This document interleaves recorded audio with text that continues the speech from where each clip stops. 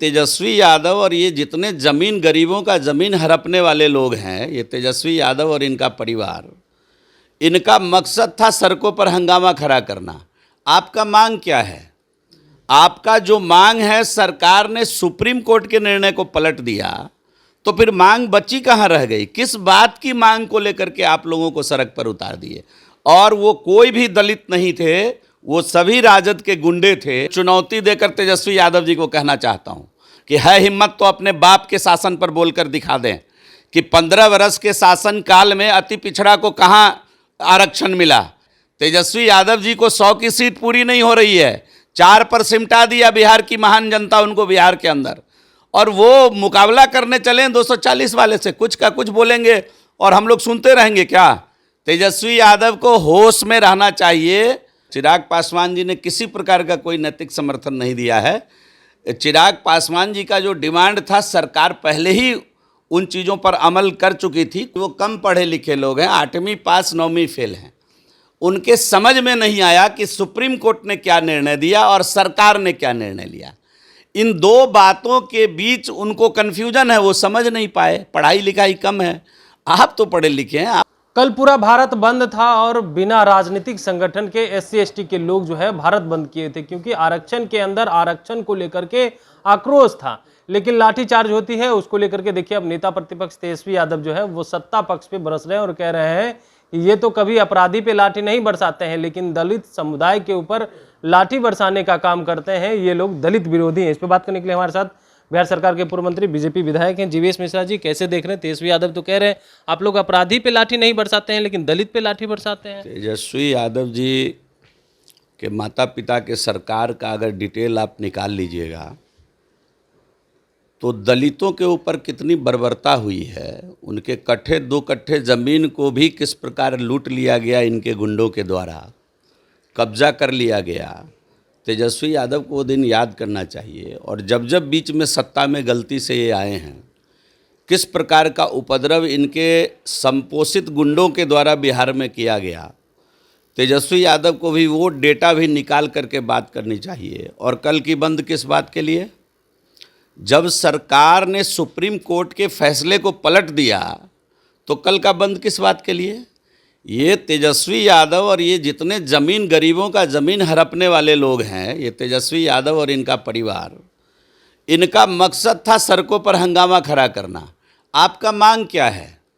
आपका जो मांग है, सरकार ने सुप्रीम कोर्ट के निर्णय को पलट दिया, तो फिर मांग बची कहाँ रह गई? किस बात की मांग को लेकर के आप लोगों को सड़क पर उतार दिए? और वो कोई भी दलित नहीं थे, वो सभी राजद के गुंडे थे।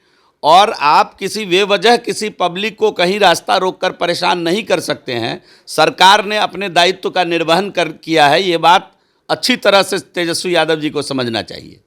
वो कह रहे हैं कि आप लोग की मंशा ठीक नहीं है, आरक्षण समाप्त करना चाहते हैं। पहले लेटरल एंट्री में भी 10 साल से सत्ता में हूं। मैं चुनौती देकर तेजस्वी यादव जी को कहना चाहता हूं कि है हिम्मत तो अपने बाप के शासन पर बोलकर दिखा दें कि 15 वर्ष के शासन काल में अति पिछड़ा को कहां आरक्षण मिला। उनके 15 वर्ष के शासनकाल में महिलाओं को कहाँ आरक्षण मिला? उनके 15 वर्ष के शासनकाल में दलितों का आरक्षण कहाँ बढ़ गया?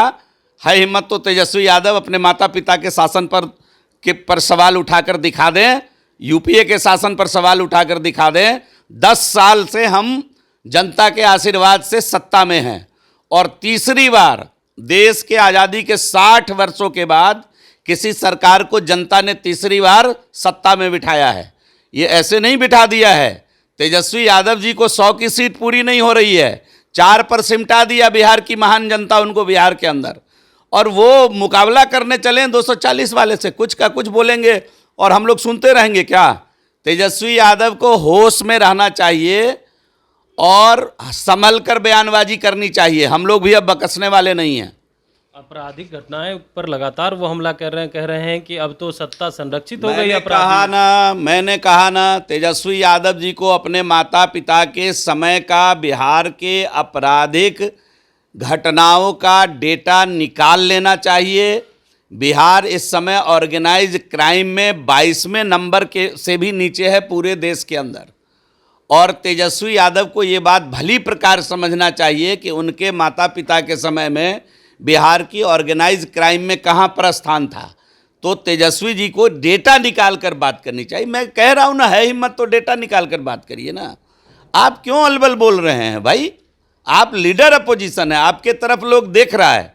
आप सच बोलने की ताकत रखिए और सच बोलने की हिम्मत जुटाइए राजनीति के अंदर। ये मैं आग्रह करना चाहता हूं उनसे। बिल्कुल, आप आग्रह करने की बात कर रहे हैं। एक तरफ जीतन राम मांझी कहते हैं कि दलित समुदाय में 4 लोग ही इसका लाभ ले रहे हैं SC ST आरक्षण का, तो उसमें क्रीमी लेयर लागू होना चाहिए। तेजस्वी यादव ऐसे लोग हैं जो दलितों के बीच झगड़ा फंसाना चाहते हैं। ये स्पष्ट तौर पर सुप्रीम कोर्ट के निर्णय को सरकार ने बदला है और NDA के सभी साथी उस निर्णय से सहमत हैं। फिर यहाँ सवाल कहाँ खड़ा होता है? मांझी जी सवाल खड़ा कर रहे हैं। नहीं, मांझी जी NDA के साथी नहीं है क्या? मांझी जी का कोई सवाल नहीं है इस पर। जब सवाल था तो था, अब कोई सवाल नहीं है। लेकिन भारत बंद को लेकर के तो चिराग पासवान ने तो नैतिक समर्थन दिए थे, कह रहे थे कि भारत बंद सही है, उचित है। कोई नैतिक समर्थन उन्होंने दिया है? चिराग पासवान जी ने किसी प्रकार का कोई नैतिक समर्थन नहीं दिया है। चिराग पासवान जी का जो डिमांड था, सरकार पहले ही उन चीज़ों पर अमल कर चुकी थी। कोई निर्णय सुप्रीम कोर्ट का आया तो सरकार ने उस निर्णय पर विचार किया, उस निर्णय को पलटने का काम किया। तो इस पर कहाँ विवाद खड़ा हो रहा है, ये बताइए मुझे। और आप लोग क्यों विवाद खड़ा कर रहे हैं, ये बताइए। जो कम पढ़े लिखे लोग हैं, 8वीं पास है, 9वीं फेल हैं, उनको समझ में नहीं आता है, वो विवाद खड़ा करते हैं तो समझ में आता है। आप लोग तो पढ़े लिखे लोग हैं, आप लोग क्यों विवाद खड़ा कर रहे हैं? नहीं, वो लोग सवाल कर रहे हैं। अरे सवाल क्या करेंगे? मैंने कहा ना कि वो कम पढ़े लिखे लोग हैं, 8वीं पास 9वीं फेल हैं। उनके समझ में नहीं आया कि सुप्रीम कोर्ट ने क्या निर्णय दिया और सरकार ने क्या निर्णय लिया। इन दो बातों के बीच उनको कन्फ्यूजन है, वो समझ नहीं पाए। पढ़ाई लिखाई कम है।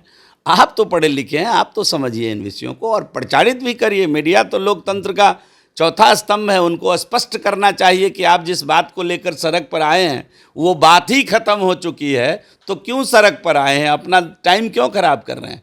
क्यों आम आवाम को आप परेशान कर रहे हैं? ये विषय आप लोगों को भी मजबूती के साथ उठाना चाहिए। मजबूती के साथ हमेशा नेताओं के पीछे मत जाइए, उनका बयान लेकर प्रचारित मत करिए। कभी कभी ग्राउंड रिपोर्टिंग भी करिए और देश की हकीकत को भी, लोकतंत्र को लोगों के बीच ले जाना चाहिए। हमने वो भी दिखाया था। लेकिन एक सवाल आखिरी लेंगे। उपेंद्र कुशवाहा को 2 साल के लिए राज्यसभा भेजा गया, अब उस पर भी सवाल हो रहे हैं। उपेंद्र जी प्रसन्न हैं, उपेंद्र जी खुश हैं, उपेंद्र जी प्रसन्न हैं और इस विषय को उठा करके कोई और नया झमेला खड़ा करने की कृपया कोशिश न करें। बिल्कुल। तो आप सुन रहे थे क्या कुछ कह रहे थे बिहार सरकार के पूर्व मंत्री और बीजेपी विधायक जीवेश मिश्रा, नेता प्रतिपक्ष तेजस्वी यादव जिस तरीका से सवाल खड़ा कर रहे हैं और भारत बंद में जो लाठीचार्ज हुआ है उसको लेकर के भी कह रहे हैं जब केंद्र सरकार ने बात मान ली तो फिर भारत बंद करने की क्या आवश्यकता है। कमलेश कुमार, लाइव बिहार, पटना।